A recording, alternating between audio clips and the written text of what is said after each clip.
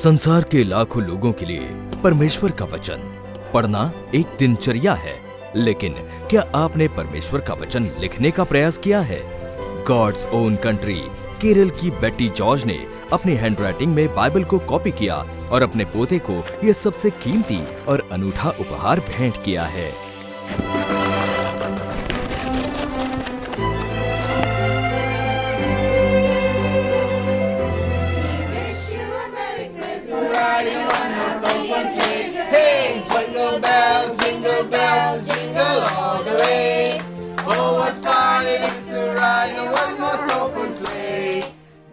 मुझे family gatherings बहुत पसंद हैं। खास मौक़ों पर हमारे परिवार के सभी लोग इकट्ठा होते थे। हमने साथ में ढेर सारी खुशियां बिताई हैं। कोविड ने सब कुछ गड़बड़ कर दिया। ना तो हम बाहर जा सकते थे और ना ही किसी से मिल सकते थे। यह हमारे लिए एक कठिन समय था। यहाँ तक कि हमारे बच्चे भी हमसे मिलने नहीं आ सकते थे, जैसे वे अपनी छुट्टियों में आया करते थे। मैंने कुछ कढ़ाई करके समय गुजारने की कोशिश की और फिर मेरे पति के साथ मिलके हमने कुछ गमले और गमलों में फूल वाले पौधे लगाए। एक दिन शाम की प्रार्थना के समय मुझे लगा कि मुझे पूरी बाइबल, पुराना नियम और नया नियम पढ़ना चाहिए। उस दिन मैंने फैसला किया कि मैं 6 महीने के भीतर पूरी बाइबल पढ़ूंगी और मैंने परमेश्वर से प्रार्थना की कि ऐसा करने में मेरी सहायता करें। मैं इसे पूरा पढ़ने में सफल हुई और परमेश्वर के और करीब आ गई। विशेष रूप से फिलिपियों 4:13 ने मुझे छू लिया। जो मुझे सामर्थ देता है उसमें मैं सब कुछ कर सकता हूँ। सारी बाइबल पढ़ने के बाद मुझे मलयालम में अपनी हैंडराइटिंग में बाइबल को कॉपी करने की प्रेरणा मिली। मुझे यकीन था कि मैं ये कर पाऊंगी, क्योंकि कई साल हो गए थे जब मैंने अपने हाथों से कोई गहरी बात लिखी थी।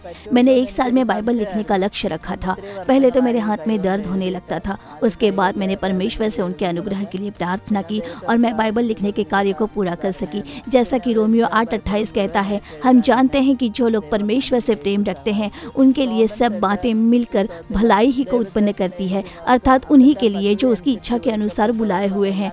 लिखने के कार्य को पूरा करके मुझे बहुत खुशी और संतुष्टि मिली। मुझे लगा कि मैं परमेश्वर के और करीब आ गई हूँ।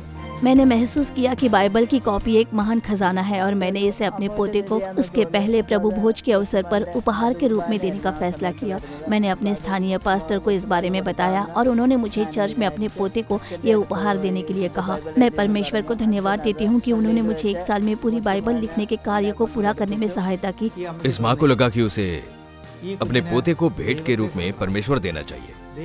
वचन देना परमेश्वर देना ही है। मैं वास्तव में प्रभावित हुआ था। वो सोना या ऐसा ही कुछ भेंट कर सकती थी, लेकिन वो ऐसा नहीं चाहती थी। उसने उस प्रेरणा पर काम करके इस बच्चे का सम्मान किया है, जो प्रेरणा उसने अपनी प्रार्थनाओं के दौरान पाई थी। मुझे सचमुच उस पर गर्व है। खासकर अपनी इस उम्र में उसने चुनौती स्वीकार की, हाथों से काम किया और एक शुभ अवसर पर उसे उपहार में दिया। उसने सचमुच अपने हृदय का सार और अपनी आत्मा के मूल्यों को उपहार में दिया। संपूर्ण बाइबल लिखने के दौरान मेरे पति ने मुझे प्रोत्साहन दिया और मेरी सहायता की।